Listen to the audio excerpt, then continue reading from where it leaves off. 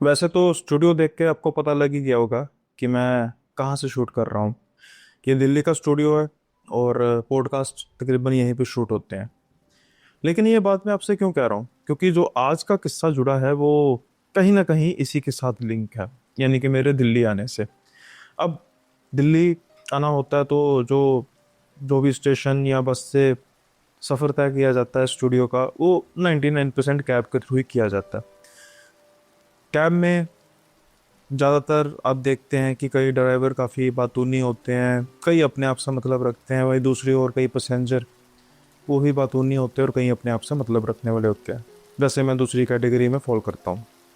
लेकिन कई बार कुछ ऐसा सौभाग्य हो जाता है, कुछ ऐसा हो जाता है कि हमारे काम की चीज़ें, हमारे काम की बातें होने लग पड़ती हैं, और जब ये होती हैं तो तब डिस्कशन का अलग ही मज़ा है। ऐसा ही कुछ हुआ इस बार मेरा। जो मैं आ रहा था कैब से, तो एक ड्राइवर ने किस्सा सुनाया अपना।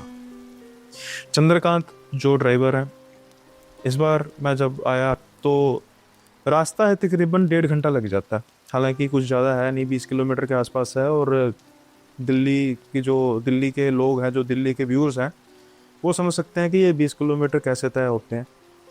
इसलिए 1 से 1.5 घंटा तो कम से कम लग ही जाता है।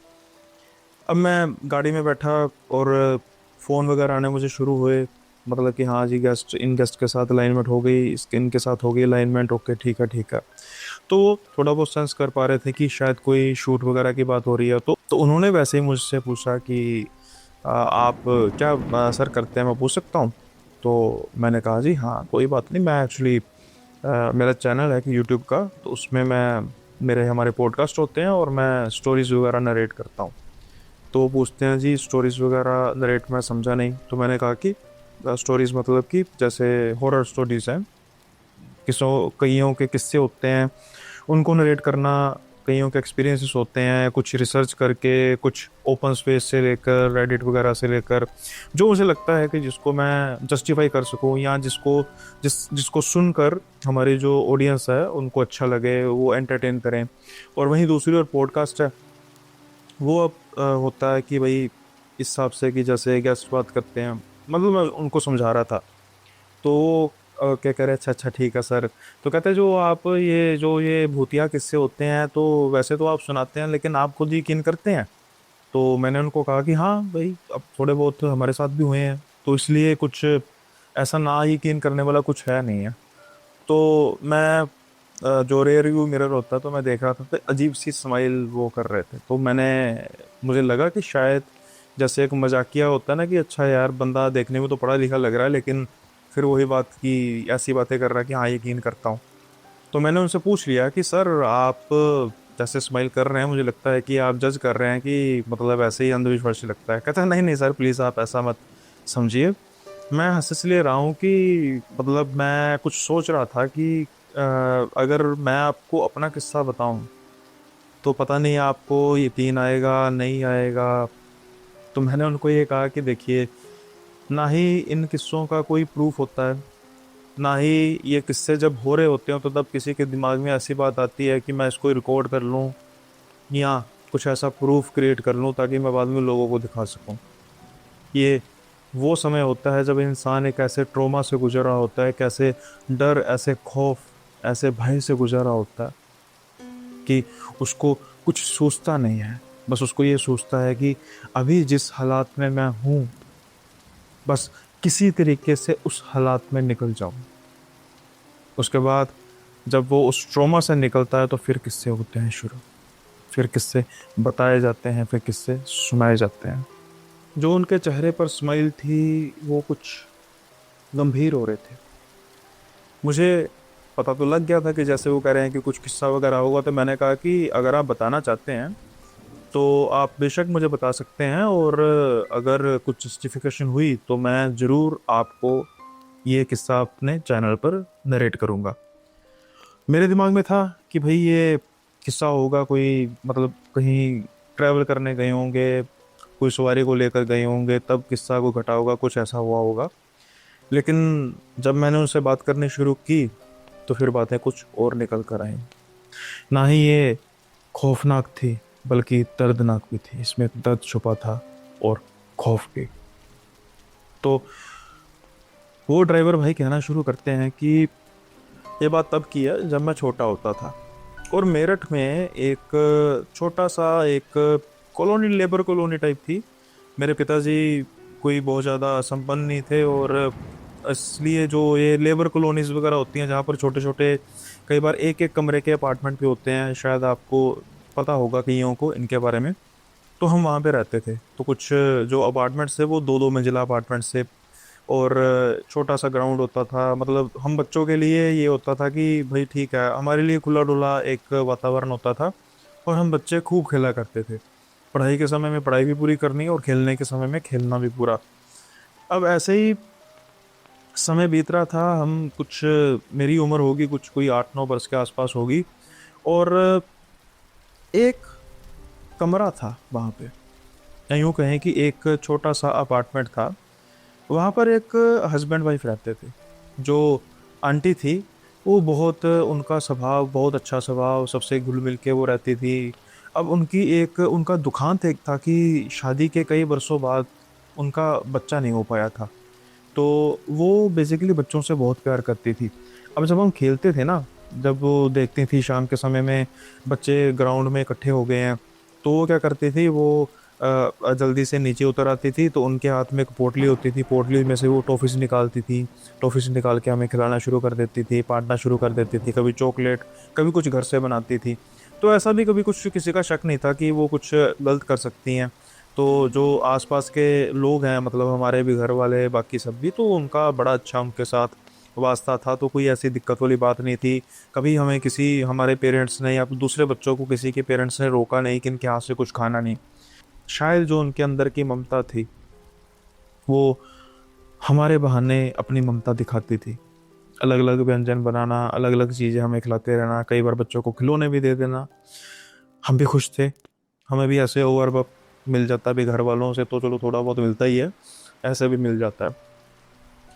लेकिन समय का जो हेर फेर है, वो तो हर एक के साथ होता है। कोई इससे बच नहीं पाया, ना ही कोई इससे बच पाएगा। शायद यही समय का हेर फेर उषा आंटी के साथ भी हुआ। एक हंसमुख औरत, एक हमेशा प्यार से बात करने वाली औरत, हमेशा खुले दिल की, खुले स्वभाव की औरत अचानक से खामोश हो गई। एक सुबह जब हम अपने स्कूल के लिए तैयार हो रहे थे, तो हमें उनके घर के आगे भीड़ दिखाई थी। अब हमें इतना मालूम नहीं था कि क्या हो रहा है। कुछ समय बाद पता लगता है कि उषा आंटी के पति नहीं रहे हैं। वहां से किसी के रोने चीखने की आवाज़ें आ नहीं रही थी। जैसा मैंने कहा कि शायद उषा आंटी सदमे में खामोश हो गई।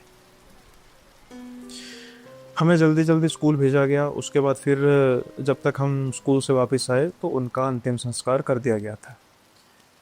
लेकिन उस दिन के बाद से हमें कभी उषा आंटी वैसी नज़र ही नहीं आई। ना ही वो नीचे आती, ना ही वो किसी से बात करती। बस उनके रूटीन 3-4 होते थे। कभी कभी हम देखते थे वो बालकोनी में खड़ी होती थी, बस एक टकटकी लगा के देखी रहती थी।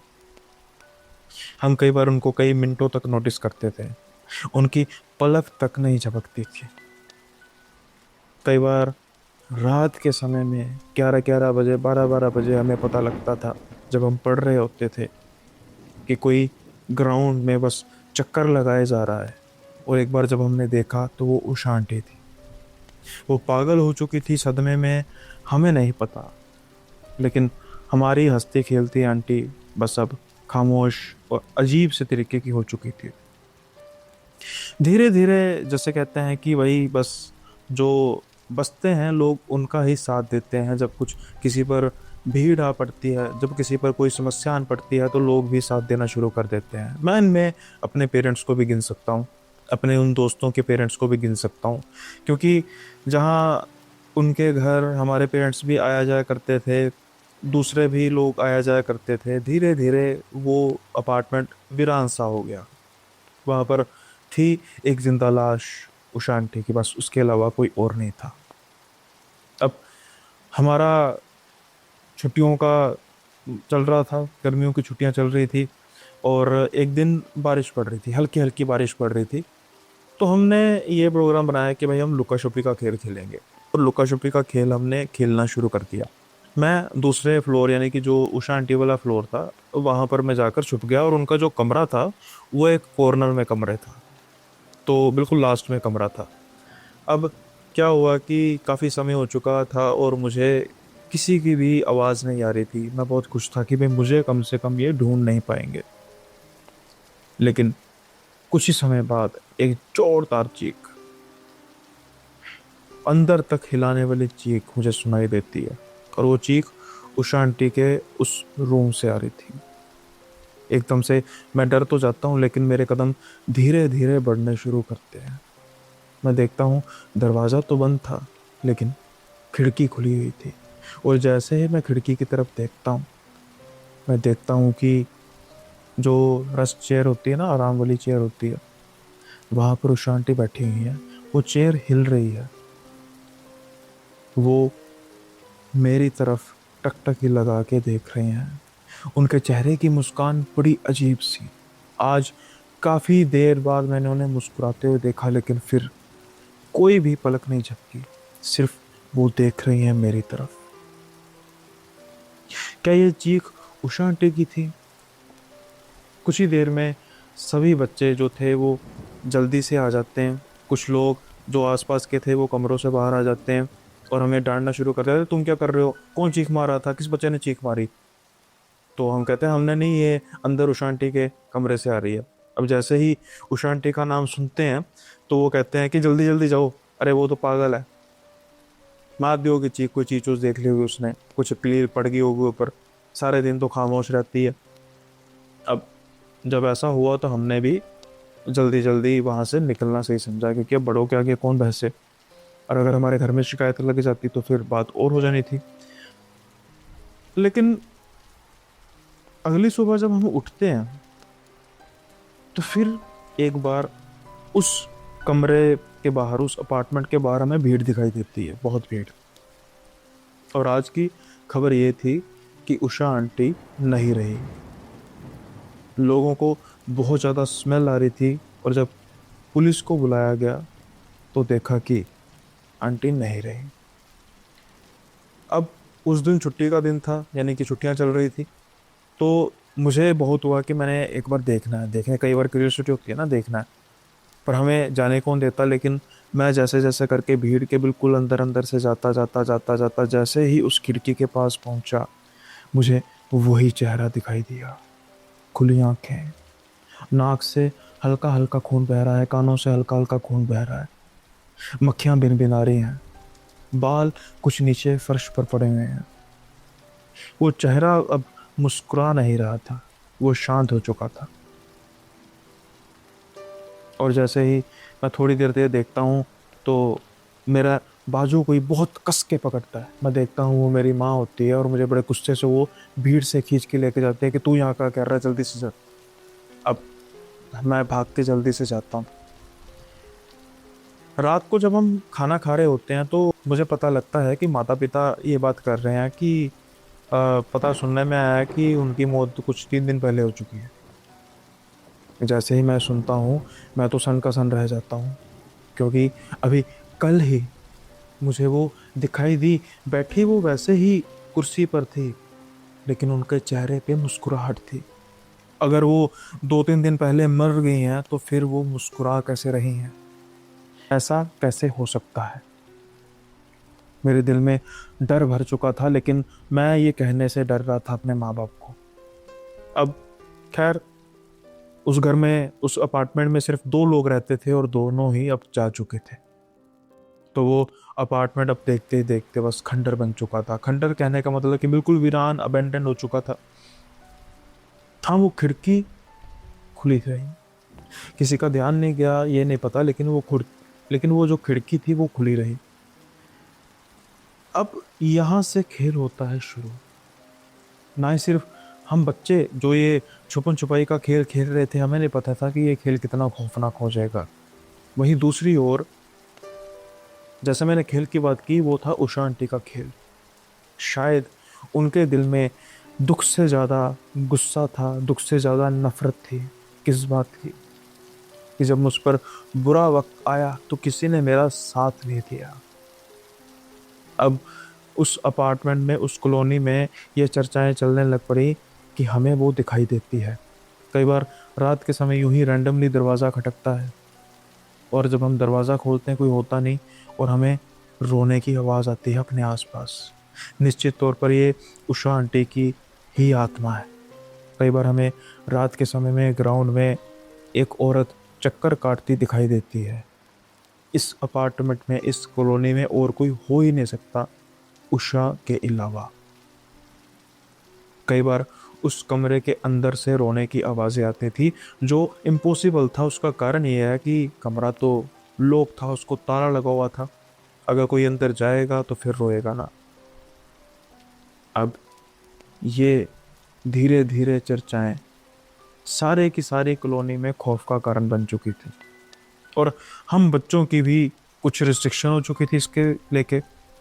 सबसे बड़ी रिस्ट्रिक्शन तो ये थी कि गलती से भी तुमने उस अपार्टमेंट के पास जाना नहीं है। उस अपार्टमेंट को तो छोड़ो, खेलते-खेलते दूसरे फ्लोर की तरफ ही नहीं जाना। खुशकिस्मती से उस अपार्टमेंट में, यानी कि उस फ्लोर में सारे में, हम में से जो जितने भी बच्चे थे उनमें से किसी का घर नहीं था, किसी का अपार्टमेंट नहीं था। तो शुरू-शुरू में हम भी डरे हुए थे। हम तो जाना दूर की बात, वहाँ पर तो देखने से भी डरते थे। लेकिन समय हर घाव भर देता है, समय खौफ को भी कम कर देता है, समय डर को भी कम कर देता है। देखते-देखते 1 साल बीत जाता है और अगली गर्मियों की छुट्टी आ जाती है। उषा आंटी को गए 1 साल से कुछ दिन ज़्यादा बीत चुके थे।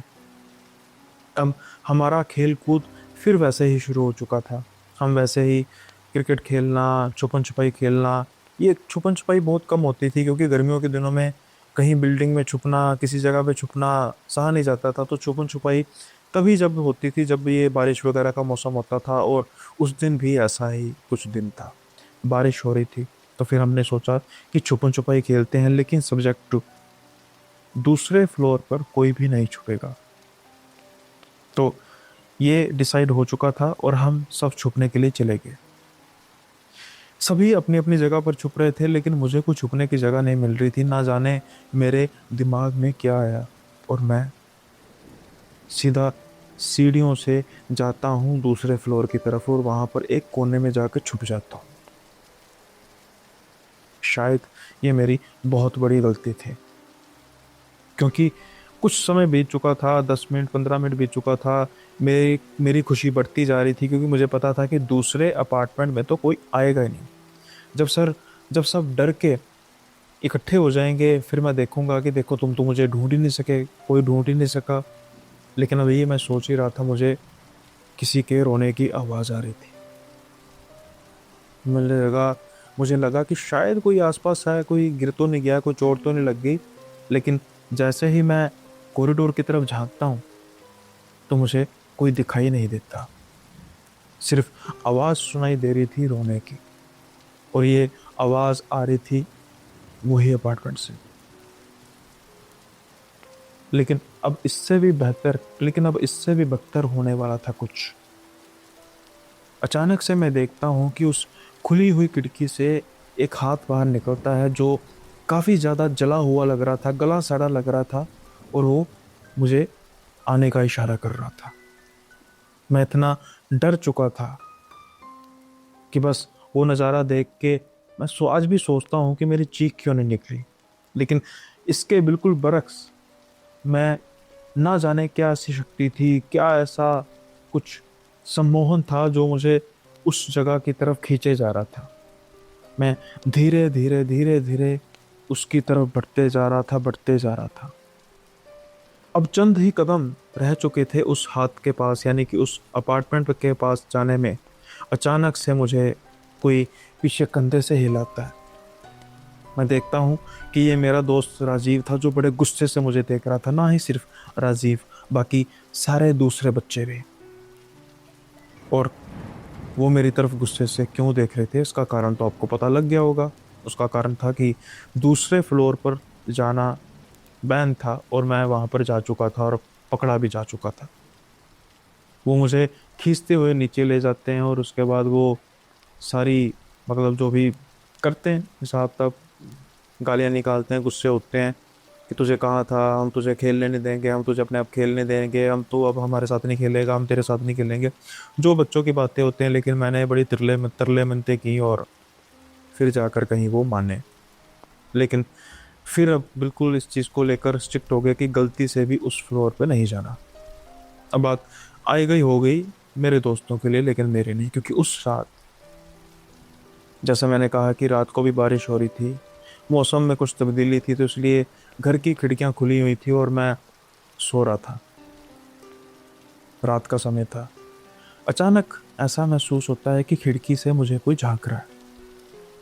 मैं देखता हूँ तो लगता है कि शायद हो सकता है मेरा वहम हो, लेकिन दूसरी बार जब मेरी आँख खुलती है तो मेरी चीख एक बार सारे घर को हिला कर रख देती है, क्योंकि वही हाथ मुझे अपनी तरफ खींचता हुआ, यानी कि अपनी तरफ बुलाता हुआ दिखाई दे रहा था। मेरी माँ गुस्से से उठती है और कहती है, क्या हुआ? बड़ी वो तेज एक मुझे चमाटा मारती है। अभी खौफ तो कम हुआ नहीं था, ऊपर से मार भी पड़ गई। मैं रोते रोते माँ को कहता हूँ, सारी बात बताता हूँ कि आज हम गलती से हम दूसरे फ्लोर पे चले गए, मुझे वो हाथ दिखाई दिया, उसके बाद अभी वो हाथ मुझे खिड़की की तरफ दिखाई दे रहा है। बस ये सुनने की देर थी कि ताबड़तोड़ मुरम्मत शुरू हो गई मेरी। माँ मुझे मारी जा रही थी रात के समय में, और पिताजी उनको रोकने की कोशिश कर रहे थे कि बच्चा है, गलती होगी, कोई बात नहीं, आगे से नहीं करेगा। अब मेरे पिताजी मुझे उठाकर दूसरे कमरे में ले जाते हैं, चुप कराते हैं और थोड़ा सा समझाते भी हैं कि जो कहा गया बड़ों के द्वारा वो नहीं करना चाहिए, और जो तुमने देखा वो वहम होगा। बच्चों को कई बार ऐसे सपने आते हैं, बच्चों को ही नहीं बड़ों को भी कई बार ऐसे सपने आते हैं। खैर अभी ये बात भी आई गई होगी। उसके बाद मुझे कुछ फिर से ऐसी चीज़ें दिखाई देती, लेकिन मैं डर के मारे अपने माँ बाप को बताने से कतराता रहा, क्योंकि मुझे पता था जब भी मैं ये बात करूँगा तो मुझे मेरी पिटाई तो होगी, कम से कम माँ के हाथों से। पिटाई से किस बच्चे को डर नहीं लगता, मैं भी उन्हीं में से एक था। ये बातें अब 10-12 दिन इन बातों को बीत चुके। फिर उसके बाद अब जो हुआ, जैसे मैंने थंबनेल में लिखा है कि बच्चों का एक खौफनाक खेल। अभी तक ये उस हद तक पहुंचता जा रहा था, लेकिन आज वो हद क्रॉस होने वाली थी। आज हमारा ये लुकन छुपी का खेल सच में खौफनाक बनने वाला था। आज हमारे घर एक मेहमान आए थे, मेरे बुआ जी और उनकी बेटी साक्षी। साक्षी तकरीबन कुछ 8 बरस के आसपास थी और मैं तब 10 बरस के आसपास का था। हमारी खूब बनती थी। जब हम एक दूसरे के घर जाते थे हम खूब खेलते थे। और आज तो मुझे था कि भाई आज भी हमने लुकन छुपी खेलनी है, तो आज तो साक्षी भी हमारे साथ लुकन छुपी खेलेगी। कुछ समय तक बातें बूतें चलती रही, खाना पीना हुआ, तो फिर हमने अपने माता जी से दोनों ने परमिशन लेके हम खेलने के लिए चले जाएं, तो वो कहती हाँ जाओ, बट ध्यान रखना।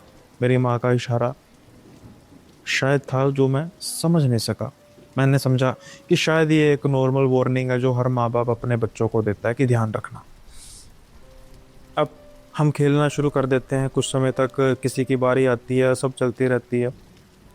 अब उसके बाद खेल बिल्कुल जिसे कहते हैं ना हो जाता है, बिल्कुल ऑन हो जाता है। एक पॉइंट पे आके सब मिल गए, जिसकी बारी थी उसने सबको ढूंढ लिया सिवाय एक के, साक्षी के। साक्षी किसी को मिल नहीं रही थी। अब हम सबके दिमाग में एक बात तो थी कि किसी ने भी सेकंड फ्लोर पे नहीं जाना, तो इसलिए कोई भी सोच नहीं रहा था तब तक, जब तक कुछ समय बीत जाने के बावजूद भी साक्षी किसी को मिल नहीं रही थी। अचानक हम में से एक बच्चा कहता है, अरे कहीं वो दूसरे फ्लोर में तो नहीं चली गई? तो कुछ बच्चे कहते हैं, अरे पता तो है, हमने बैन किया है वो दूसरे फ्लोर पे जाना, तो वो कैसे जा सकती है? तो फिर एक तीसरा लड़का कहता है, अरे जा कैसे नहीं सकती, वो तो आज ही बेचारी यही, उसको क्या पता दूसरे फ्लोर में क्या है। अब सबकी निगाहें मेरी तरफ थी। अब उनमें से कुछ पूछते हैं, तूने बताया कि नहीं बताया कि उस फ्लोर में नहीं जाना? लेकिन मेरा चेहरा साफ तौर पर यह बता रहा था कि मैं बताना भूल गया, या शायद मुझे लगा कि कोई ज़रूरत नहीं, लेकिन क्यों नहीं, ये मेरी बहुत बड़ी गलती थी। अब ये सबको यकीन हो चला था कि साक्षी अगर मिलेगी तो वहीं पे मिलेगी। वो बेचारी को तो पता ही नहीं है कि वो इस समय जहाँ पर छुपी है वहाँ पर क्या हो सकता है। अब मैं सबको कहता हूँ कि चलो यार जल्दी से ऊपर चलते हैं, उसको लेकर आते हैं। क्या ऐसा करें, नीचे से आवाज़ लगाएं? तो सब कहते हैं पागल है क्या, अगर हम आवाज़ लगाना शुरू करेंगे तो सबको पता लग जाएगा कि बच्चा एक फिर ऊपर गया है, फिर वही सब कुछ शुरू हो जाएगा, हमारा खेल कूद बंद कराएगा तो सबका। तो मैं कहता हूँ कि प्लीज़ यार प्लीज़ चलते हैं, चलते हैं। कोई भी मानने को तैयार नहीं था, सब डर रहे थे, क्योंकि जब मैंने सबको वो हाथ वाली बात बताई थी उसके बाद तो सब ज़्यादा ही डर चुके थे। और ये भी कि मुझे अब घर में भी वो ऐसा दिखाई देता है, वो ऐसा कुछ दिखाई देता है, तो वो बहुत डर चुके थे, जाने को कोई तैयार नहीं था। लेकिन काफ़ी तरले मिन्नतें करने के बाद मैं उनको कहता हूँ कि प्लीज़ यार चलो। अब वो मेरी बात मानते हैं और चलना शुरू कर देते हैं। जैसे जैसे हम सीढ़ियाँ चलते जा रहे थे, वैसे जैसे जैसे हम सीढ़ियाँ चढ़ते जा रहे थे वैसे वैसे ही हम हमें ऐसा महसूस हो रहा था कि कुछ बुरा होने वाला है। हम देखते हैं सेकंड फ्लोर में, उस दरवाजे के पास कोई नहीं जाता, उस कमरे के पास कोई नहीं जाता, उस कॉरिडोर के आसपास देखते हैं, दरवाजे की तरफ देखते हैं, ताला लगा हुआ था, कोई नहीं था। हमें थोड़ी सी ये तसल्ली होती है कि शायद चलो यहाँ पर तो कम से कम नहीं है जहाँ पर उसे बिल्कुल होना नहीं चाहिए था, चलो अब दूसरी जगह ढूंढते हैं। हमने वो सारे अपार्टमेंट्स, सारी कॉलोनी छान मारी, लेकिन हमें साक्षी कहीं नज़र नहीं आई। अब हम सच में बहुत ज़्यादा डरने लगे थे। फिर मेरे ख्याल में आया अरे घर ना कहीं चली गई हो। लेकिन घर जाने का रिस्क ये था कि अगर वो घर पे ना हुई तो फिर तो पोल खुल जाएगी, उससे पहले पहले वो मिल जानी चाहिए। लेकिन अब कोई और रास्ता ना दिखता देख मुझे मजबूरी में घर जाना पड़ा। और मैं जितना अपने आप पर कंट्रोल कर सकता था कंट्रोल करते हुए कहता हूँ कि मम्मी वो साक्षी कहाँ पे है यार? तो माँ बड़े गुस्से से मुझे कहते हैं कि हमें क्या पता, तुम तो लेकर गए थे साथ में। तो मैं कह रहा नहीं नहीं, दरअसल मैं कह रहा हूँ कि हम खेल कूद रहे थे तो हमें लगा कि उसका मन नहीं लगा होगा तो वो आ गई होगी, हमारे साथ तो है नहीं। तो उनकी माँ भी थोड़ी परेशान हो जाती है कि नहीं साक्षी यहाँ तो नहीं, हम तो यहाँ पे बातें कर रही हैं, हमारे सामने तो दरवाज़ा है, आती तो यहाँ से आ नहीं जाएगी। एक दो आवाज़ें लगाई जाती हैं लेकिन साक्षी नहीं आ रही थी। जैसे जैसे ये बात गंभीर होती जा रही थी, साक्षी के मिलने की जगह कम या कह सकते हैं कि ख़त्म हो गई थी, मेरा वैसे वैसे ही कलेजा मुंह में आया जा रहा था। अब मेरी माँ गुस्से से कहती है कि क्या कर रहे थे? तो मैंने कहा कि वो बस हम छुपन छुपाई खेल रहे थे। तो माँ कहती है कि क्या तुमने बताया था ना साक्षी को वहाँ नहीं जाना? अब मैंने तो उनको बताया ही नहीं था। फिर यहाँ पर मुझे लगा कि अगर मैं सच बोल दूँ तो फिर से मेरी मरम्मत शुरू हो जाएगी। ना जाने ना चाहते हुए भी मैंने कह दिया हाँ मैंने बताया था। शायद मेरी आवाज़ में इतना कॉन्फिडेंस था नहीं, माँ को अंदेशा हो गया होगा, लेकिन उन्होंने रिएक्ट नहीं किया बुआ के सामने। उन्होंने कहा ठीक है कोई बात नहीं, देखो फिर हम भी देखती हैं। आधे घंटे बाद वो हमारा इंतज़ार ही कर रही थी। सभी बच्चे हमारे घर जाते हैं और कहते हैं कि साक्षी कहीं मिली नहीं, हमने तो दूसरे फ्लोर में भी देख लिया। अब जैसे ही ये बात सुनती हैं मम्मी, तो मम्मी कहती हैं कि अरे इसने कहा तो था कि उसको मैंने कह दिया है वहाँ पे नहीं जाना, तो वहाँ क्यों जाएगी? अब पोल खुलने वाली थी। उनमें से एक बच्चा कहता है आंटी ये तो कह रहा है कि मैं बताना भूल गया, आप कह रही हो किसने कहा है? अब ये माजरा सब बुआ देख रही थी, वो कहती है मुझे समय कौन सा दूसरा फ्लोर, क्या बात कर रही हो? तो वो कहती हैं अरे वो ही जिसकी मैंने आपको बात बताई थी ना, उषा दीदी बोली, वो बंद हो चुका है, तो वहाँ पर कुछ ऐसा लोगों को डर होता तो हमने बच्चों का जाना मना किया हुआ है। अब गुस्से से वो मेरी तरफ देख के कहती हैं तू तो कह रहा था तूने बता दिया। लेकिन अब झूठ पकड़ा जा चुका था। खैर ये जो टाइम था ये इस तरीके का टाइम नहीं था कि जहाँ पर कुछ ऐसा हो सकता हो जिससे मुझे कोई नुकसान हो, जिससे मेरी धुलाई हो सके। अभी ये था कि भाई जैसे तैसे करके हमने साक्षी को ढूंढना है।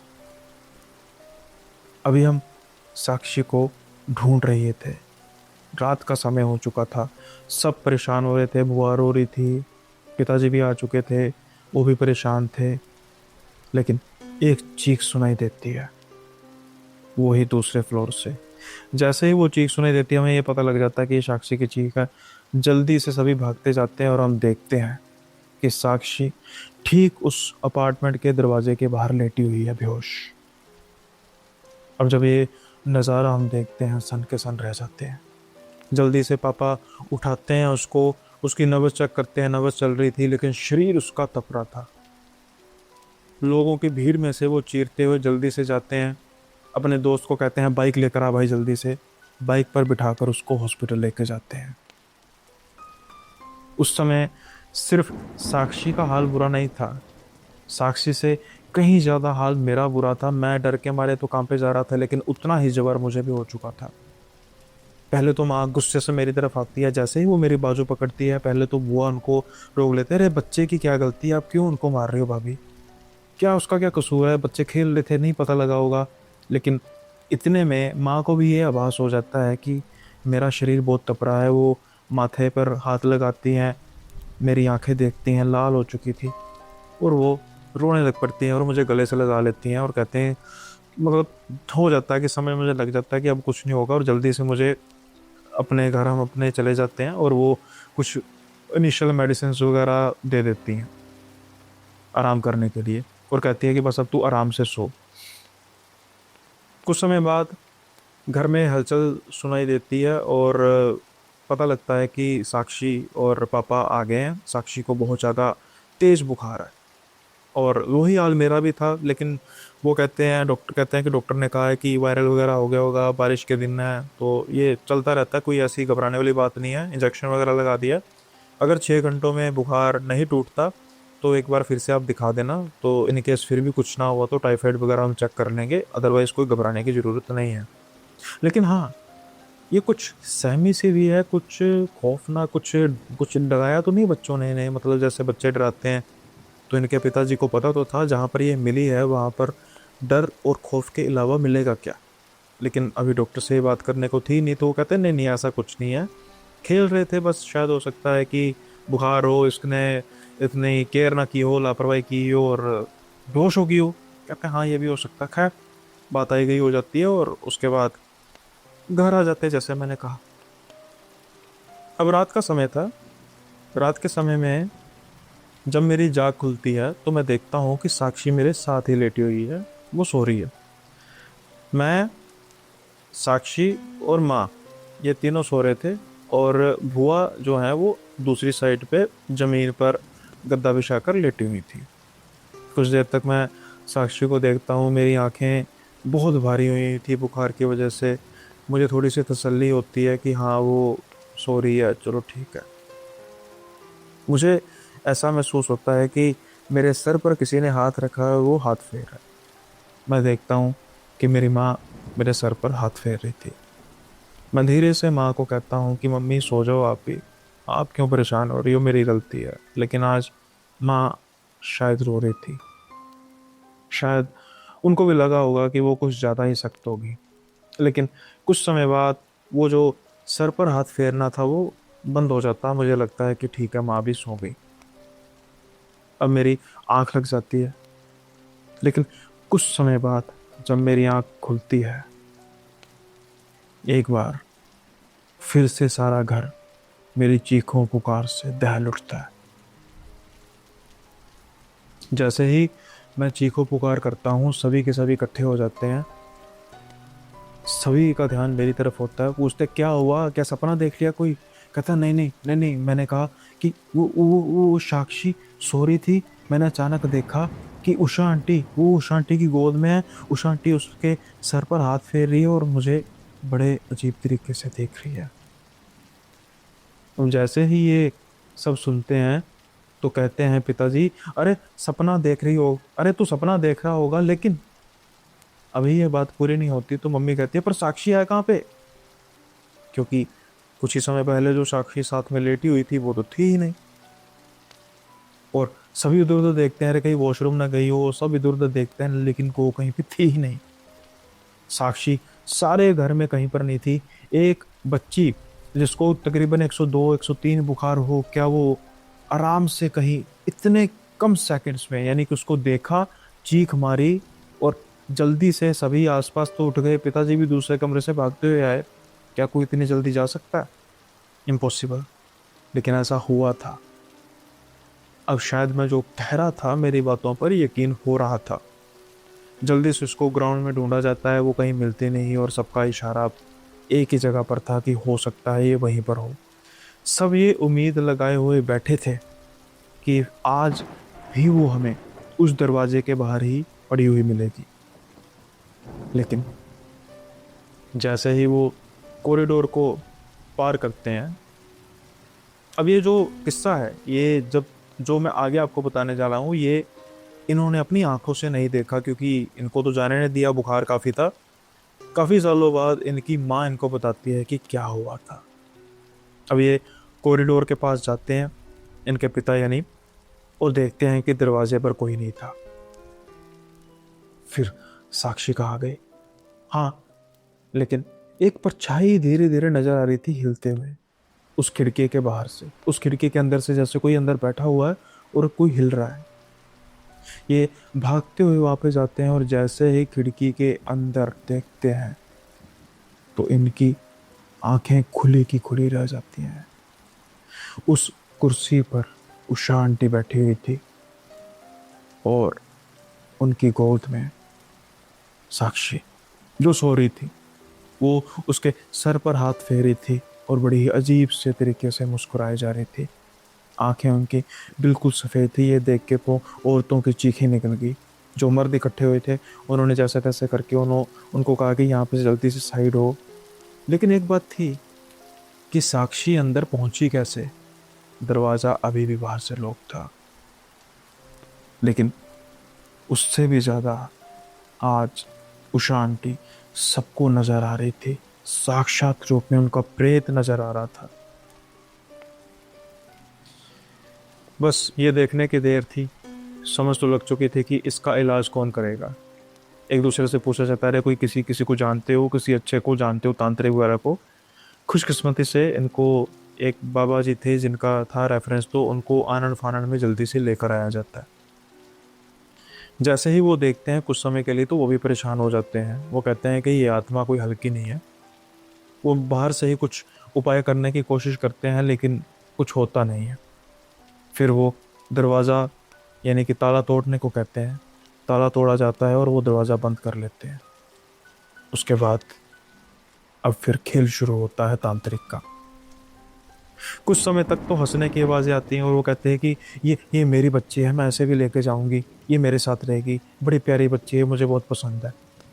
वो तांत्रिक समझाते रहते हैं कि तुम्हारी नहीं है, तुम जा चुकी हो, तुम जाओ, तुम्हारी आत्मा है, तुम जिंदा नहीं हो, तुम जाओ यहाँ से। लेकिन जब घी सीधी उंगली से नहीं निकलता तो फिर तांत्रिक उंगली टेढ़ी करता है। अब तांत्रिक बोल रहा था और वो कुरला रहे थे। वो माफ़ी मांग रही थी। वो कह रही थी, नहीं, मैं चली जाऊंगी, मैं अपने पति को भी नहीं मारा। शायद ये बात सुनकर सभी हैरान हो गए। पति को नहीं मारा? मैं तो बस उनको उनको थोड़ी सी बातें सुना रही थी कि तुम्हारी वजह से हमारा बच्चा नहीं हो सका, पता नहीं क्या हुआ, और अचानक से मैंने उनका गला दबाया। उन्होंने मुझे रोका भी नहीं, जैसे वो खुद ही मरना चाहते थे, और देखते ही देखते उनके सांस उखड़ गए। मैंने कुछ नहीं किया, वो बस मेरी आंखों के सामने मेरे ही हाथों से मर गए। शायद उषा आंटी को इस बात का सदमा था जिसके बारे में किसी को पता नहीं। सबको यही लगा था कि ये एक नेचुरल मौत है उनके पति की। वो रात को सोए और सुबह उठे नहीं। लेकिन वो दोनों जाने इस तरीके से टूट चुके थे कि जब उषा आंटी ने गुस्से में उनका गला दबाया तो उन्होंने रोका तक नहीं। और उसके बाद उषा आंटी का सदमा, उनको पछतावा, उनको यहाँ तक खींच लाया कि वो भी बस सदमे में ही मर गई। लेकिन शायद साक्षी के रूप में उनको अपना बच्चा लगा कि जो बच्चा उनका हो सकता था, वो साक्षी पर वो हावी हो गई। लेकिन खुशकिस्मती इस बात की थी कि वो तांत्रिक एक बहुत पहुंची हुई चीज़ थे, और उन्होंने कुछ समय बाद दरवाज़ा खुला और साक्षी को धक्का मार के बाहर निकाला। उसके बाद वो जो जो भी करते रहे, चीखने की आवाज़ें आती रहीं, कुछ घंटे चलते रही और तांत्रिक बाहर आए और उन्होंने एक चूना उनके हाथ में था, उन्होंने जल्दी से पानी लाने को कहा, उसको पानी में भिगोया चूने को और एक लाइन खींच दी। उन्होंने कहा कि वैसे तो ये लाइन कभी मिटेगी नहीं, लेकिन एक बात याद रखना, इस लाइन से बाहर कुछ क्रॉस नहीं होना चाहिए, यानी कि कोई आगे नहीं जाएगा। मैंने इसको अंदर बंद कर दिया है, अब ये बाहर नहीं आ सकेगी, बशर्ते ये जो लाइन है ये मिटनी नहीं चाहिए। और उसके बाद फिर साक्षी को लेकर आया जाता है और तांत्रिक ये भी कहते हैं कि आज नहीं, कल नहीं, अभी के अभी इसको यहाँ से ले जाओ जितनी दूर, यानी जो जहाँ पर भी रहती है, जितना ये पास रहेगी, हो सकता है ये लाइन खुद मिटा दे, क्योंकि ये फिर इसको प्रोसेस कर सकती है, तो इसको ले जाओ। आनंद फानन में भुआ और साक्षी को जाना पड़ा, और उसके बाद कभी भी वो हमारे अपार्टमेंट में नहीं आई, तब तक जब हमने उन अपार्टमेंट्स को नहीं छोड़ा। दूसरी जगह पे हम शिफ्ट किए, हम अपना घर जब बना लिया। ये एक खौफनाक किस्सा था, एक खौफनाक खेल हो गया लुकन छुपी का, जिसका ट्रॉमा हम सब पर रहा। हम उसके बाद कभी नहीं खेले, और आज वो अपार्टमेंट भी टूट चुके हैं, वहाँ पर खुला मैदान हो चुका है। अब पता नहीं उस जो लाइन का क्या कोई मतलब रह गया है, अब वहाँ पर कोई इमारत नहीं है। क्या सच में आज भी उषा आंटी की आत्मा भटकती होगी? हमने कहीं भी उस जगह का रुख किया ही नहीं, क्योंकि आज भी हमें उषा ताई की आत्मा वही खौफ की याद दिलाती है जब ये वाक़या हुआ था। उम्मीद करता हूँ आपको किस्सा पसंद आया होगा। पसंद आया तो लाइक शेयर सब्सक्राइब जरूर कीजिए और हाइप जरूर कर दीजिएगा। थोड़ा सा कम हो गया, मैं जानता हूँ कि हफ्ते में 3 बार ही कर सकते हैं, लेकिन एक बार अच्छे से हाइप होगी वीडियो तो बहुत अच्छा रिस्पॉन्स आएगा। जैसा कि आप सब चाहते हैं कि मैं ग्रो करूँ, तो ये उसमें मदद मिलेगी। सो आज का जो एपिसोड है इसी को यहीं पे विराम लगाते हैं। मिलेंगे आपसे अगले एपिसोड में नए किस्सों के साथ। तब तक के लिए बाय बाय, अपना ख्याल रखिएगा।